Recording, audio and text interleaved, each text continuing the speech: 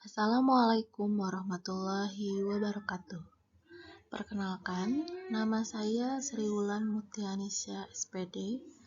Saya mengampu pelajaran Bahasa Indonesia di SMK Negeri 14 Kota Bekasi. Pada kesempatan kali ini, saya akan menyampaikan pemecahan masalah terkait keterampilan berbahasa Indonesia di kelas 10 SMK Negeri 14 Kota Bekasi. Sebelumnya, saya akan menyampaikan deskripsi masalah yang dihadapi.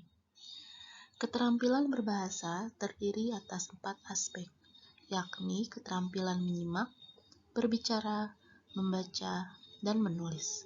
Menyimak dan berbicara merupakan aspek keterampilan berbahasa ragam lisan, sedangkan membaca dan menulis merupakan keterampilan berbahasa ragam tulis. Keempat keterampilan ini harus dikuasai oleh peserta didik. Terutama dalam kurikulum Merdeka ini, 4 keterampilan tersebut harus dikuasai karena merupakan capaian pembelajaran dan elemen yang sangat penting dan tercantum dalam kurikulum Merdeka. Akar permasalahan yang dihadapi yaitu, pertama, peserta didik masih sulit melakukan pemahaman, terutama dengan menyimak. Contohnya menyimak teks bacaan ataupun video pembelajaran. Peserta didik lebih sering menggunakan gadget atau ponselnya untuk menyimak hal-hal yang dirasa belum sepenuhnya mereka pahami. Jadi mereka hanya mendengarkan atau melihat sekilas, sedangkan proses menyimak itu dimulai dari membaca atau melihat dan mendengarkan, lalu diresapi dan mereka harus bisa menyimpulkan kembali atau menceritakan kembali. Jadi peserta didik belum sampai ke proses menyimak yang sebenarnya. Yang kedua, peserta didik masih kurang minat membaca atau literasi, sehingga ini juga merupakan proses yang menghambat untuk berkembangnya keempat keterampilan berbahasa. Yang ketiga, kurangnya wawasan tentang bahasa Indonesia yang baik dan benar dalam keterampilan menulis.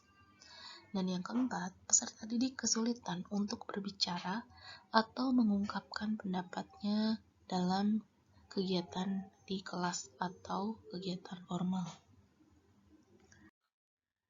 Solusinya atau alternatif solusi yang ditempuh yaitu yang pertama, pembiasaan literasi pada awal jam pembelajaran, dan sebelum memulai pelajaran bahasa Indonesia, peserta didik dibiasakan untuk membaca teks atau buku yang berhubungan dengan pembelajaran. Diharapkan peserta didik juga dapat melakukan proses pembiasaan literasi di rumah, bahkan berkesinambungan agar peserta didik dapat terbiasa dalam proses literasi. Yang kedua, menyimpulkan dan menuangkan kembali hasil bacaan ke dalam tulisan sehingga dapat mengukur pemahaman hasil menyimak atau membaca.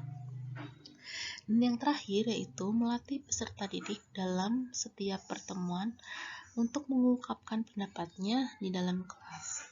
Dimulai dari hal kecil dulu yaitu proses bertanya atau menjawab, sampai ke proses mengungkapkan pendapatnya di depan kelas atau membacakan hasil presentasi, hasil diskusi. Hasil pemecahan masalahnya, peserta didik mempunyai daftar bacaan yang harus diselesaikan selama 1 semester dalam pembelajaran bahasa Indonesia. Yang kedua, peserta didik mempunyai rekan kelompok untuk pemecahan masalah yang dihadapi dalam pembelajaran bahasa Indonesia.